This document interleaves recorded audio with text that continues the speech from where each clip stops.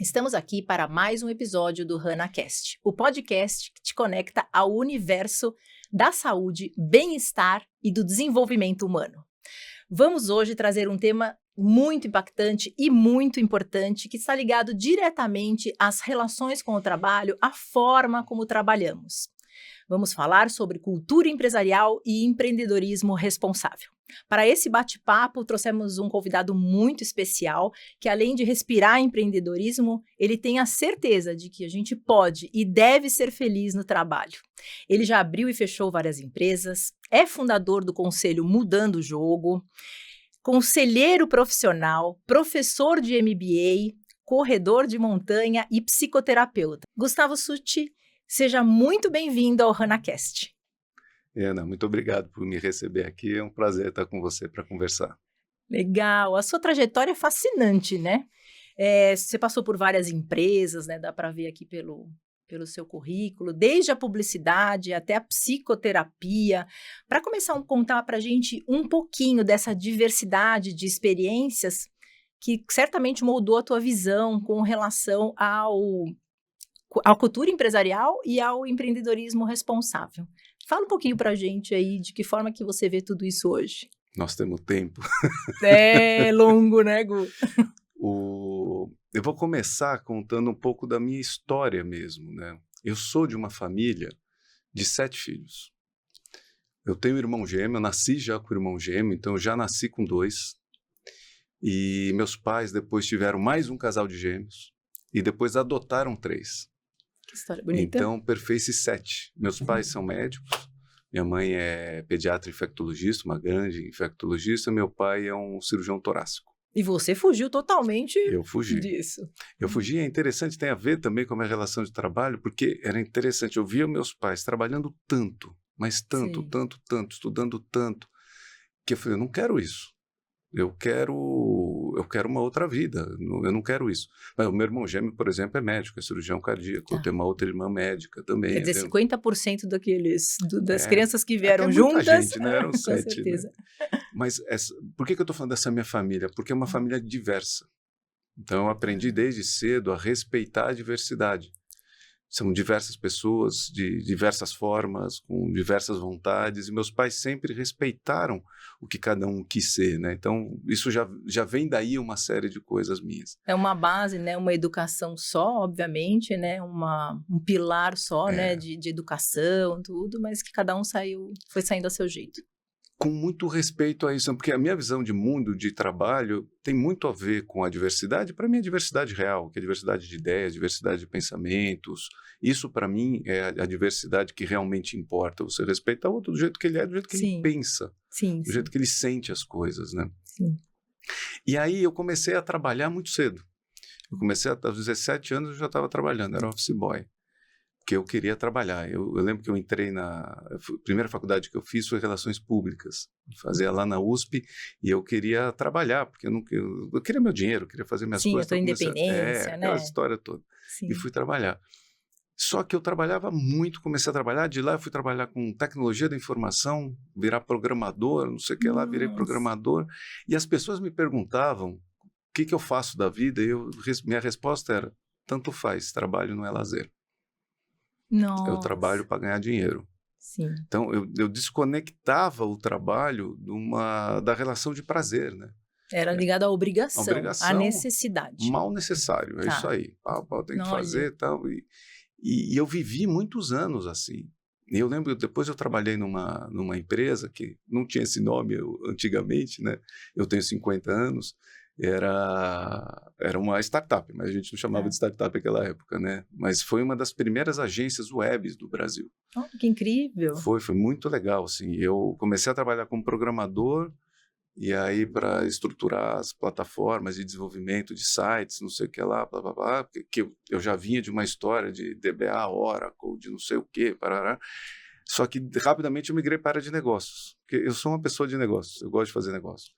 E aí eu migrei para a área de negócio, comecei a trabalhar, mas eu lembro que a empresa foi uma escola para mim, entrei, éramos 4, 5, sei lá, saí, tinha centenas de pessoas trabalhando, saí logo cedo, era aqueles cargos bonitos, vice-presidente, de não sei o quê e tal.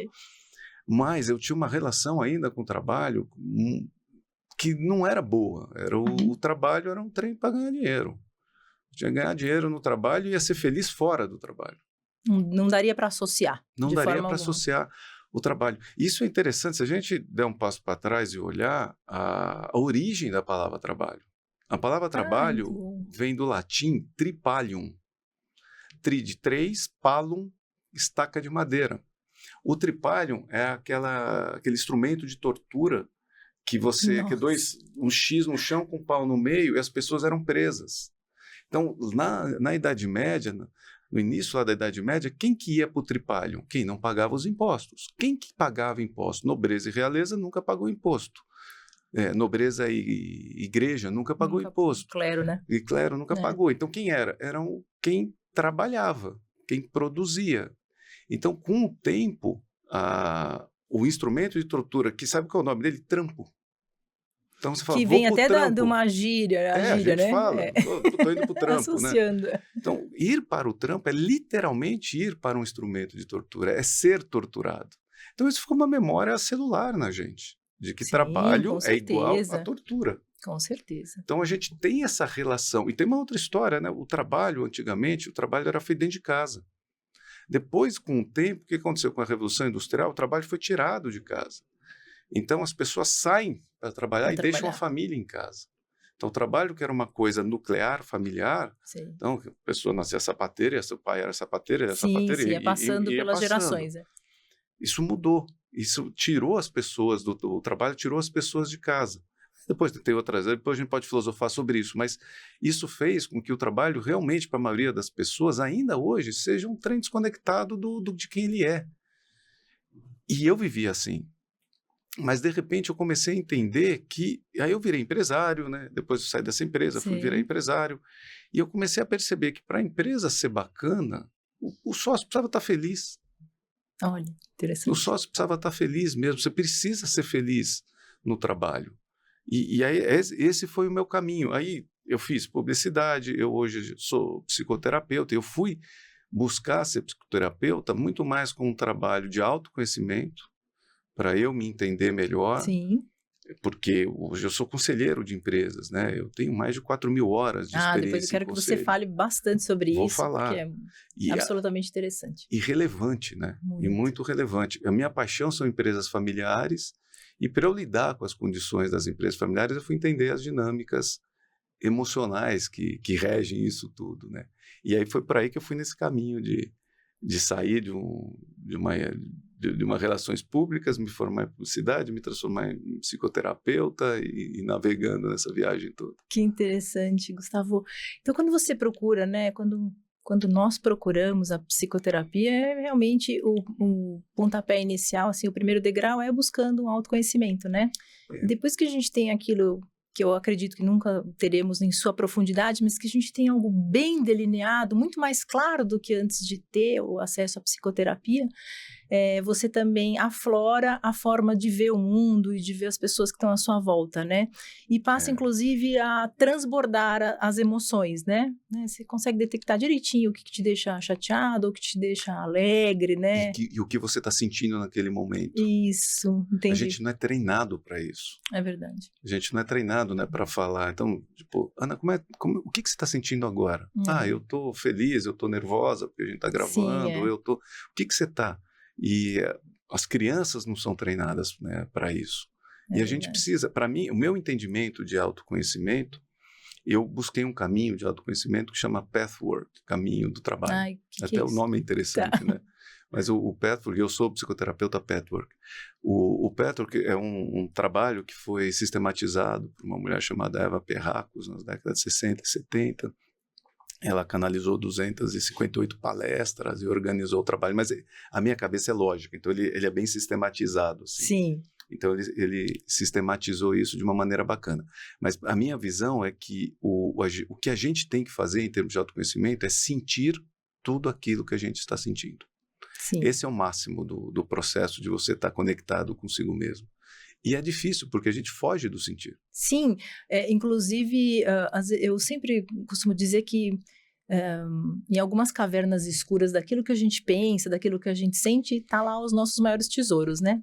Então, quando você se dá essa oportunidade, né, de sentir, de vivenciar o que você está efetivamente pensando e transbordando por corpo, sentindo, você tem uma oportunidade incrível de aprendizado, né? Precisa de coragem. Exato, requer coragem. Eu paro, a cada 6 meses, eu paro uma semana numa imersão de autoconhecimento. Eu paro e fico com um grupo coordenado. Sim, dirigido por alguém, né, profissional responsável. Uma semana. Que interessante. E, Gustavo, eu acabei de lembrar um fato aqui que eu jamais deixaria, né, de lembrar, mas me coube agora. Nós nos conhecemos num elevador, não sei se você se recorda. E eu, naquele dia, era uma segunda-feira pela manhã, muito cedo, apesar de eu ter um humor muito bom, né, consigo tirar de algumas situações desafiadoras um humor diferente, busco tornar a vida das pessoas também feliz. Eu entrei, aquela conversa de elevador, né, que a gente não sabe direito o que vai falar, bom dia, não sabia o seu nome, bom dia, e você me respondeu bom dia, e aí eu comecei a falar, segunda-feira é sempre difícil, né, porque eu acho, e você fez uma expressão que não dizia nada, era uma expressão neutra, inicialmente, e eu te disse assim, acho que a gente se alimenta de forma diferente no final de semana, a gente não descansa como deve, né, então segunda-feira vem cheia de dificuldade, de desafios, né? Difícil, né? E você teve uma resposta, assim, emblemática e que eu levo para a minha vida e para todas as pessoas que estão comigo na Hana, os meus colaboradores, acabo levando para os clientes também, para todo o meu convívio. Você me disse assim, não, segunda-feira é o melhor dia, com um sorriso que é a sua marca, né? Com toda essa energia boa que você traz. Você falou, e aí você começou a falar que segunda-feira, você tinha até uma frase que eu faço questão que você fale. O hashtag é eu amo segundas-feiras. Eu amo segundas-feiras. E assim, eu saí muito envergonhada, né? Com uma lição de vida para a vida. Pra quem você foi falar que a segunda-feira era ruim? Exatamente. Para quem eu escolhi dizer que segunda-feira tinha esse monte de coisa que dificultava, né? E aquilo foi muito emblemático, foi fantástico. Então, Gustavo, você acha que nas empresas é possível, sim, criar um ambiente de trabalho feliz e, consequentemente, produtivo, aumentar a produtividade? Muito. Isso está relacionado diretamente, pelo que a gente vê. Diretamente. É interessante, eu tenho uma moça que trabalha lá em casa comigo já há 13 anos, a Deinha. E há alguns anos a Deinha veio me perguntar, porque eu trabalho em casa, a maior parte do tempo, muito antes da pandemia já, né? E aí a Deinha veio perguntar para mim, mas, Gu, o que você faz mesmo? A gente tá aqui, os porteiros do prédio também querem saber. Eu não sei dizer o que eles me perguntam, eu não sei dizer o que você faz. Que tipo de atividade você desenvolve, né? Aí eu fiquei pensando, o que eu vou falar pra Deinha, né? Eu falei assim, Deinha, eu ajudo as pessoas a serem felizes no trabalho. Nossa, que lindo! Ela olhou pra mim e falou, mesmo, né, Gu? Porque quando a gente está feliz, a gente trabalha muito melhor. Muito melhor, né? Falei, pois é, se todo mundo entendesse isso, o mundo era muito melhor, né? Gustavo, é a mesma coisa que nós fazemos temos um hobby, uma atividade aí, em geral, aos finais de semana, e você tem muito prazer e diz, nossa, como acabou rápido, né? Porque era tão gostoso, foi tão gostoso, né? Fazer isso ou aquilo, e por que não levar isso para o ambiente de trabalho, né? Poxa, as horas passaram super rápido, que interessante. E dá, assim... Eu não sou ingênuo de achar que sempre e todo mundo consegue viver isso, porque tem gente que está no, se a gente pensar em pirâmide de Maslow, né, a pessoa está mais na base da pirâmide de Maslow mesmo, meio que matando ou morrendo, não sabe se vai conseguir, ainda está na base mesmo da pirâmide. Então é difícil ela conseguir conectar o trabalho ao prazer, mas a virada na vida dela vai dar o dia que ela faz isso. Porque outra coisa que as pessoas confundem é a paixão que ela tem por alguma coisa com o talento para trabalho. Porque não é a mesma coisa. Sei lá, por exemplo, eu sou apaixonado por corrida de montanha. É incrível isso. Isso é uma muito delícia, incrível. uma delícia. Mas eu não tenho talento. Tá. Eu faço muita força, sabe? Eu me machuco, eu não... Ou seja, exige um esforço que não vai uma coisa natural. Exige de você esforço, disciplina.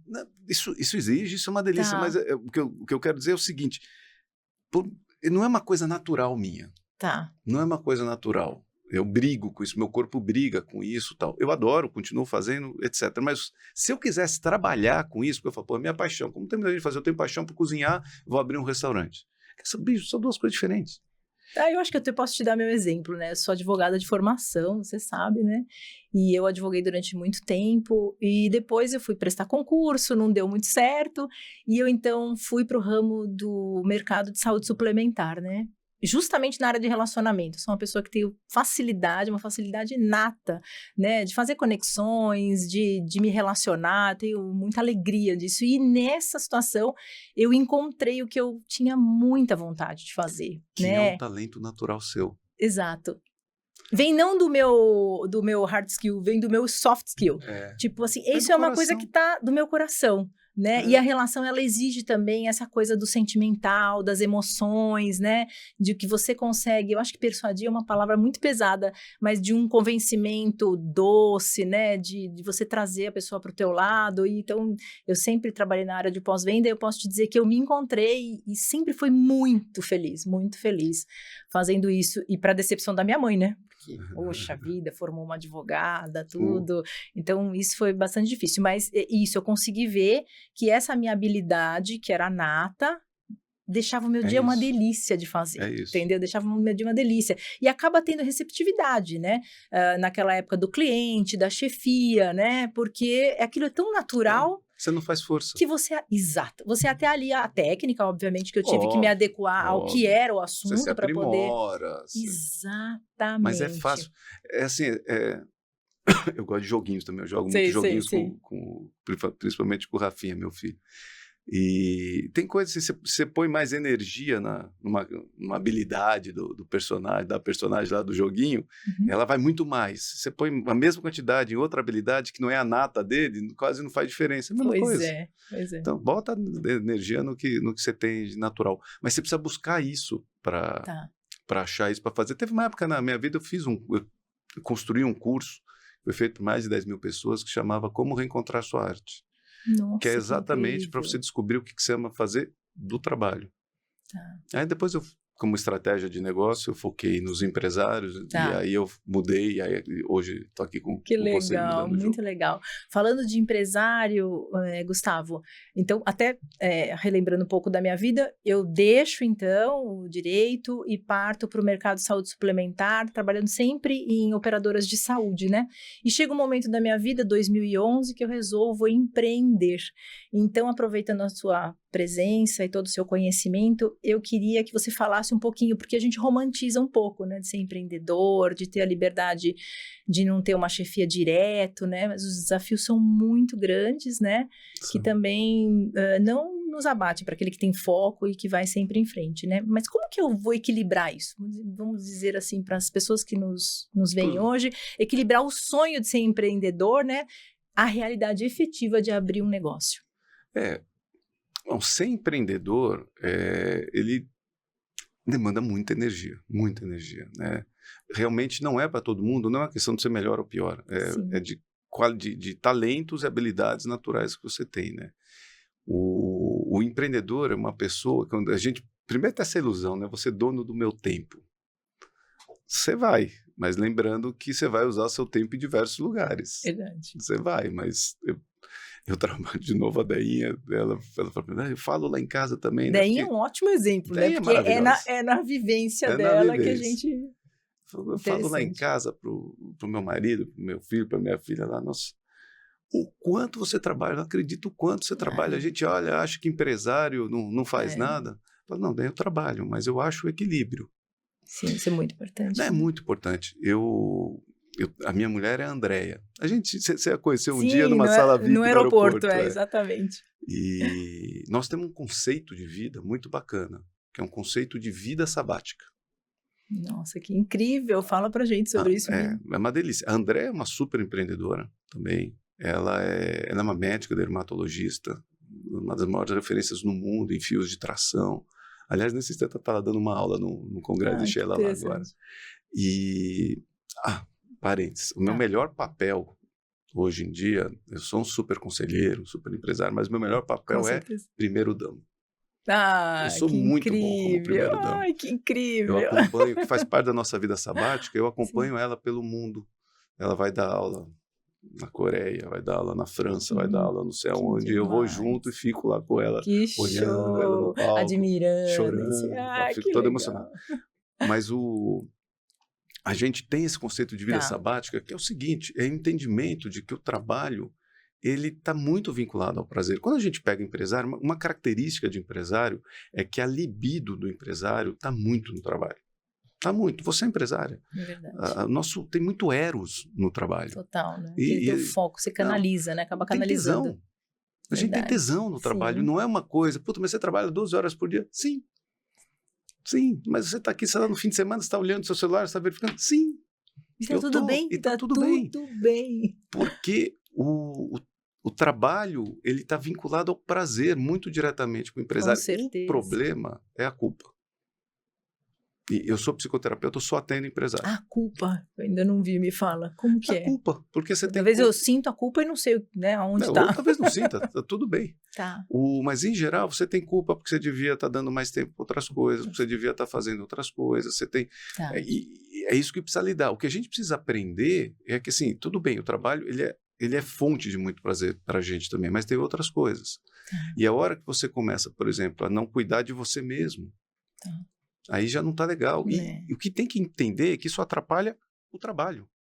Com certeza. Se você, por exemplo, começa a trabalhar, vai trabalhando, o trabalho te dá um super prazer, mas você desencana de você mesmo, de você mesma. Você vai botando O autocuidado, o autocuidado, né? em diversas Sim, com frentes, certeza. de emocional, psicológico, físico. Você desencana disso. O que está por trás disso, você tem que descobrir lá, mas assim, na empresa isso reflete. Ah, com certeza. Na empresa isso reflete. Então, eu como conselheiro de empresas, eu oriento e, sim, muitas vezes é meta dos executivos ou dos donos de empresa terapia. Incrível. Tá? Em alguns Também casos, acredito muito. está nos indicadores para bônus anual. Nossa, Aí, fascinante. Incrível. tem que estar. Tem que estar. Conselheiro, eu tenho uma escola de formação de conselheiro, chama Conselho do Futuro. É uma escola diferente, completamente diferente das tradicionais de conselho. Para começar, que ela é a única escola do Brasil que tem aula prática de conselho. Em conselho real. Porque eu tenho uma empresa que monta conselhos, né, para pequenas e médias empresas que tem o serviço de Board as a Service. Então, eu tenho várias salas de conselho, eu ponho os alunos dentro da sala de conselho. Mas uma das características fundamentais que eu ensino é que todo conselheiro tem que ter terapia em dia. Incrível. Você tem que ter terapia em dia, senão você não vai conseguir fazer o que você precisa fazer, entender as nuances, as coisas. Existe muita transferência no papel. A percepção do outro também, né? Assim. Não, e isso faz toda a diferença. Isso faz toda a diferença. Sim, com certeza. Gustavo, quais são os grandes desafios dos empreendedores no Brasil, na tua visão? O custo Brasil, né? Sim. O custo Brasil que é composto de um monte de coisa que a gente não consegue controlar. Ele é precificado, né? Então, eu faço muito negócio com empresas lá fora também, então é precificado, literalmente precificado. A insegurança jurídica que a gente vive no Brasil, né? Hoje as coisas mudam, as leis valem até agora, depois não valem mais, você não sabe o que vem, a política no Brasil, as referências que acabam existindo dentro do Brasil, né? É verdade. E a questão tributária é um Muito desafio, pesado, nossa. Né? Eu tenho dificuldade de explicar para empresas lá fora por que se paga imposto Tanta desse carga jeito sim. E por que não tem o retorno. Mas tudo bem, é o que é, né, gente? A gente vive no Brasil. Tem uma série de dificuldades, mas assim, beleza, não adianta reclamar. Você escolheu morar no Brasil, mas eu não posso mudar. Claro que você pode. Conta essa historinha para outro, é óbvio que você pode. É uma questão de escolha. Você faz o que você quiser da sua vida. Aliás, isso é uma coisa muito interessante. Dentro do próprio Brasil, né? Não, dentro do próprio Brasil, inclusive sair do Brasil. Exato. Isso é uma coisa muito interessante que eu acredito piamente, assim. E, por exemplo, vou falar agora para você com 100% de certeza. Tudo que você quis fazer na sua vida, você fez. Eu fiz. 100% das coisas. Porque você topou pagar o preço. Sim. Daquelas coisas que você não quis pagar o preço. Mas como assim? Sei lá, eu queria ter mais dinheiro. Queria mesmo. Tem um preço a se pagar para ter mais dinheiro. É verdade. Você está afim de pagar? Se você tivesse, você pagava. Eu quero estar mais magra. É muito mais simples, na verdade. Muito mais simples. Apresentar as dificuldades, né? Para atingir aquilo. Na verdade, internamente você não quer. Você quer, mas você também não quer. Então, por exemplo, emagrecer. Eu lembro, faz uns 6 anos, mais ou menos, eu tinha como um dos meus clientes de conselho um médico nutrólogo de São Luís do Maranhão, o Dr. Wellington. Muito bacana, na rede de clínicas, não sei o quê. E aí eu já era corredor de montanha, e ele falou para mim, porra, Suti, vamos tirar essa barriga, né, cara? Você fica com essa barriguinha aí, cara, puta, pra correr, você corre lá 50 quilômetros, esse negócio, blá, blá, blá, blá, blá. Falei, puta, mas isso tá certo, cara. Vamos tirar essa barriga. Então, o que faz? Fiz os exames, não sei o quê. Aí ele me passou a dieta, os exercícios, não sei o que lá. Eu comecei a fazer, passou uma semana, passou 2 semanas. Eu tinha um call com ele como paciente. Aí eu fiquei pensando, abri o call, falei, Wellington, eu não topo pagar o preço. Eu vou ter que abrir mão de algumas coisas. Eu não topo. Eu não topo, eu saquei que eu não quero. Eu falei, tá bom, beleza, corta. 2 anos depois, sei lá, 3 anos depois, o que aconteceu? Eu tive que operar a coluna. Foi obrigado. Eu paguei o preço. Eu não quis pagar um, eu pago o outro. A vida é assim.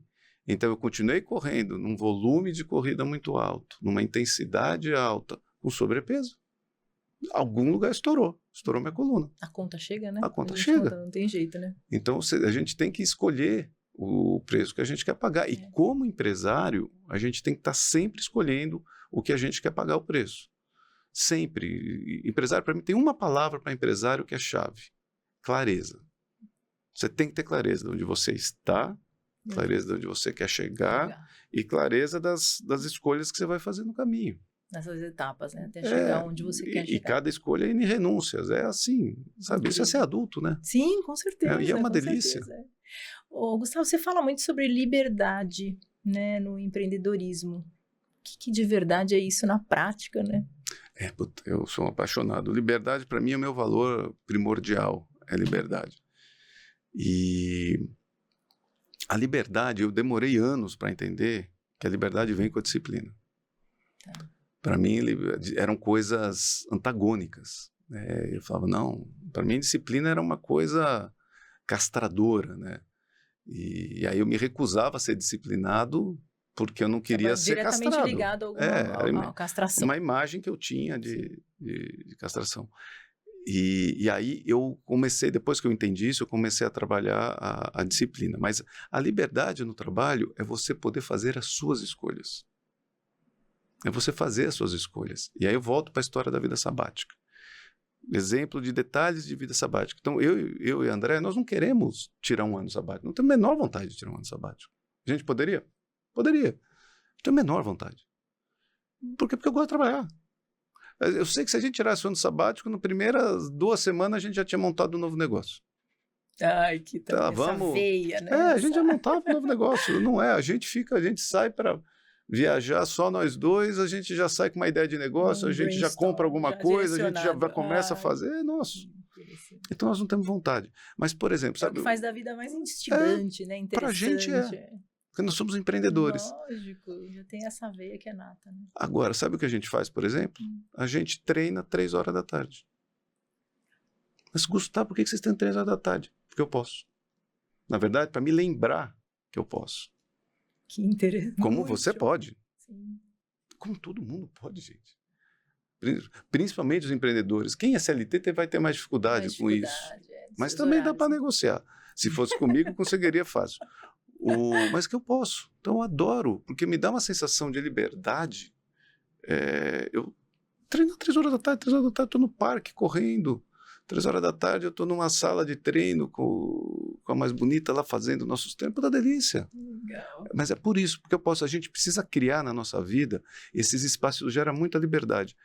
Valor, a gente entender quais são os nossos valores é muito importante. E o que é valor? Valor é o que vale. Valor é aquilo que é valioso para a gente. Então, se eu tenho um trem que é valioso para mim, quanto mais eu fizer, melhor eu vou me sentir. Então, você tem que botar os seus valores em exercício no dia a dia. Você tem que ter alguns acionadores de valores. Então, por exemplo, meu principal valor é liberdade. Então, como é que eu vivencio o valor liberdade? Por exemplo, treinando às 3 horas da tarde. Dá uma sensação de me dei bem, sabe? Sim. Eu vou lá, treino, faço negócio. Às vezes eu vou e durmo, eu vejo que não tem reunião de manhã logo cedo, puta, eu vou dormir até meio-dia hoje. Eu adoro dormir. Aí eu durmo até meio-dia. Ah, mas poxa vida, semana passada, o dia que eu acordei mais tarde, eu acordei 4:30 da manhã.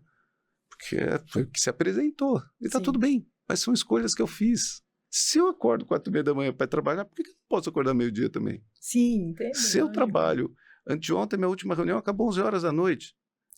Por que eu não posso estar no meio do dia descansando, treinando, cozinhando com os filhos, com a minha mulher? Sei lá. Gustavo, você traz aqui muita emoção no que você fala, né? Muitos aspectos emocionais. Traz valores indiscutíveis, né? Que é da liberdade. E muito gostoso, porque na Hana a gente também tem essa filosofia, assim, Tem né? mesmo. Eu sou uma pessoa extremamente amorosa, afetiva, tudo. Não sei brigar, não sei gritar com ninguém, enfim. É super na conversa, tentando fazer, às vezes, o colaborador entender as nossas necessidades, nosso momento, o cliente, diante das adversidades aí do mercado de saúde. E agora, assim, o que a gente pode esperar? A gente corre o risco de ter uma mistura de tudo isso, quando eu falo muito de liberdade, de poder fazer as coisas que eu quero na hora que eu quero. Me preocupa um pouquinho, assim, uma fotografia, que não dá pra gente generalizar, sobre as novas gerações, né? O que a gente espera das novas gerações no ambiente de trabalho? Esse é um assunto bem interessante, faz parte de uma das aulas que eu dou num dos MBAs que eu dou aula em 2 MBAs, falar das gerações. Agora, eu vou dar de novo um passo para trás para falar nisso, né? Porque como eu já falei, eu também sou conselheiro de empresas. E eu tenho uma empresa, o Conselho Mudando o Jogo, que estrutura conselho para empresas. E a gente leva para os conselhos a discussão, assim, é fundamental ter conselho. Por que eu montei o Conselho Mudando o Jogo? Porque eu queria democratizar o acesso ao conselho para os pequenos e médios empresários. Porque até hoje só a grande empresa consegue ter conselho, porque é caro, burocrático. Eu criei uma metodologia, uma estrutura para que pequena e média pudesse ter. Porque uma empresa menor, uma empresa como a Hana, possa ter um conselho. Tem a condição de pagar e de usufruir no sentido de ser útil. Distrair ali, às vezes, visões que quem está focado em um mercado só não tem, né? Não tem. Sim. E aí, nossa, é uma delícia. Eu brinco com os meus sócios que se eu tivesse tido conselho lá atrás, eu estava rico. Estava rico do dinheiro que eu tinha deixado de perder. Porque a gente, empresário, perde dinheiro pra cacete, né? A gente faz as cagadas, né? É verdade, faz parte, né? Puta merda. Falar, meu Deus, como é que eu tô errando? E às vezes... Às vezes tem uma pessoa de fora que fala, ei, não faz não. Não é assim. Não vem pra e às vezes é até mais simples, né, Gu? Até muito mais simples do que é. Né? Muito mais. E por que eu tô falando disso do conselho? Porque o conselho te traz essa visão de fora. Então, quando a gente vai trabalhar com as novas gerações, é necessário ter essa visão. Nós temos existe um problema sistêmico, né, da maneira como essas novas gerações foram educadas, então sem se responsabilizar pelas suas atitudes. Eu estou generalizando, hein, gente? Não, é óbvio que toda generalização é burra, mas eu estou generalizando. Isso faz com que você tenha adultos menos autônomos. Isso é um fato. Então, nós temos hoje, entrando no mercado, já no mercado de trabalho, adultos menos autônomos, que não suportam uma discordância, que não lidam bem quando eles não estão certos. Tudo bem. É isso também. Sim. Eu tenho um filho de 20 e um filho de 17. O de 20 acabou de entrar no mercado de trabalho, faz 2 semanas que começou a trabalhar, faz o primeiro estágio. Tá? Mas o que eu falo para eles, e falo para os meus primos, para os meus sobrinhos, falo para os estudantes com quem eu converso, onde eu dou palestra, vocês têm uma oportunidade gigantesca, porque vai ser mais fácil se destacar. Verdade. Vai ser mais fácil. Se você for sério no que você fizer, se você pagar o preço de fazer isso, você vai se destacar fácil. Como que a empresa lida com isso? Na minha visão, com muita firmeza. E firmeza é diferente de dureza. Você falou, eu não consigo gritar. Não, óbvio, pra que você vai gritar com alguém, pra quê, né?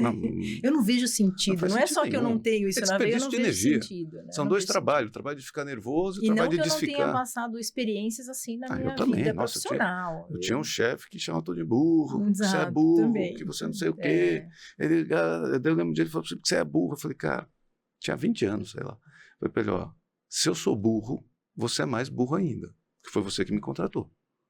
E você que me mantém na empresa. Excelente, muito bom. Daquele dia em diante, ele me amou. me promoveu, não sei o que. Se colocou mas na virou uma defensiva. referência para mim. Eu, durante um tempo, até eu lembro um dia que ele tinha me promovido a diretor, um dia ele chegou à noite no escritório, eu estava dando uma bronca, gritando com todo mundo. Ele me chamou de lado, parabéns, agora você é um diretor de verdade. Eu falei, puta, caguei. Tudo que eu não queria ser. Naquele dia eu entendi que eu tinha feito errado. Eu que não queria ser. Mas como é que as empresas têm que lidar? Com muita firmeza. Tá. E como é que você lida com firmeza? De novo, com clareza. Porque firmeza é assim, meu sim é sim, meu não é não. Meu combinado, o que eu pedi para você está aqui. A nossa conversa não faz curva aqui, ela está aqui. Mas para isso, o empresário, o líder, ele precisa combinar com muita clareza as coisas. Tipo, não, o que eu preciso que você faça para mim é isso, isso, isso. Topa. Ah, topo, não topo, preciso ajeitar isso. Beleza, chegamos num acordo? Chegamos. Eu não arredo 1 centímetro do que a gente combinou de fazer. Isso é firmeza. Sim. Ah, mas ele não foi. Você está dizendo que eles não são acostumados com isso, como vai fazer? Eu não posso entrar no jogo. Esse jogo eu não posso entrar porque eu vou perder. Perfeito. Porque a empresa não pode esperar um monte de coisa. Então, se você é muito claro, mas é muito importante que você seja claro. Do que quer, você pode cobrar. Você pode cobrar, putz, mas eu não fiz, sou empático, Ana, que você teve um problema com o fornecedor, por isso você não entregou. Ótimo, mas e daí? Por que você não me avisou antes? Por que você não deu uma outra solução? Por que você não veio repactuar o prazo? Eu digo para todo mundo, as pessoas que trabalham comigo, às vezes falam, nossa, que gostoso trabalhar com o Gu, né? Ele é um cara do bem, está sempre bem-humorado. Tô mesmo. Mas não é fácil, não. Sim. Porque eu não abro mão do combinado. Eu não abro mão. Estabelece com clareza e cobra com clareza. Um dos grandes problemas que a gente tem nas empresas, grandes problemas em gestão de pessoas é o seguinte, que os líderes tratam a equipe como criança e querem resultado de adulto. Quando você infantiliza a relação com o seu liderado, que é você não deixar claro as coisas, que é você querer dar um jeitinho para ele, que é você, não, ele não dá conta, eu faço. Você está infantilizando a relação, e aí você quer o resultado de adulto. A conta não fecha, gente. É brincadeira de adulto o trabalho. Sim. E ali nós estamos também formando outros profissionais, né? Exatamente. Dando os nossos exemplos, né? Aliás, outra frase que eu uso muito é trabalho é brincadeira do adulto. Ah, eu adoro isso. É isso. Ele é gostoso. Aí um exemplo disso, que é legal também, um dia eu estava chegando para festa de Natal na casa da minha mãe, estava na porta para entrar, chegou uma tia minha, super advogada, tal, bem super renomada, blá, blá, blá. Tá. Oi tia, tal, beleza. Eu falei, e aí, Gu, como é que tá o trabalho? Tá muito divertido, tia. Ela virou para mim e falou assim, o meu não, o meu é sério. Eu falei, tia, o meu também é sério. Falou, não, porque eu falei, tia, deixa eu te fazer uma pergunta. Quando a senhora era criança, você brincava de esconde-esconde? Brincava, adorava, tal. Eu falei, e você levava a sério? Levava. Pronto. Tá vendo? Dá pra você brincar levando Olha, Gustavo, a sério. a partir de hoje, quando perguntaram como tá meu trabalho, eu falo, tá uma delícia. Tá divertido. Uma diversão. Não quer dizer que tem dia que você tá de saco cheio, óbvio que tem. Normal, seres humanos, né? Como brincadeira. Lembra quando você era criança, você ia brincar com seus amiguinhos, suas amiguinhas, tinha dia que você brigava. Que você não queria, que você queria brincar de boneca e elas queriam fazer outra coisa, mas aí você ia fazer outra coisa para depois brincar de boneca. A vida é assim. Incrível. A vida é assim. Ai, Gustavo, eu queria muito, muito dizer para você que foi uma sinergia importante, porque na Hana a gente... além dos cuidados da saúde, que englobam diversos temas, a gente tem ali a área de medicina preventiva e qualidade de vida. Então, você nos trouxe hoje um conteúdo excelente sobre a qualidade de vida, né, no trabalho. E a gente Isso acaba chegando super bem-humorado em casa, né? Quero te agradecer muito de ter estado aqui com a gente e de ter expandido a reflexão sobre o universo, que é o nosso dia a dia, né? O dia a dia de muitas pessoas que nos assistem hoje. Muito obrigado, foi um prazer, um privilégio enorme tê-lo conosco. Prazer meu. Posso encerrar com uma frase, outra frase que eu adoro? Pode, e também os seus canais, por favor, tá. Onde que a gente te acha? Os canais é fácil, Gustavo Succi, SUCCI, ou você me acha nos canais, e a minha empresa CMJ, Conselho Mudando o Jogo, cmj.com.br. Perfeito. Tem um poeta libanês chamado Khalil Gibran, Conheço. O Gibran é fantástico. E ele tem uma frase... O Profeta. Do livro Profeta. Eu li o Profeta todo.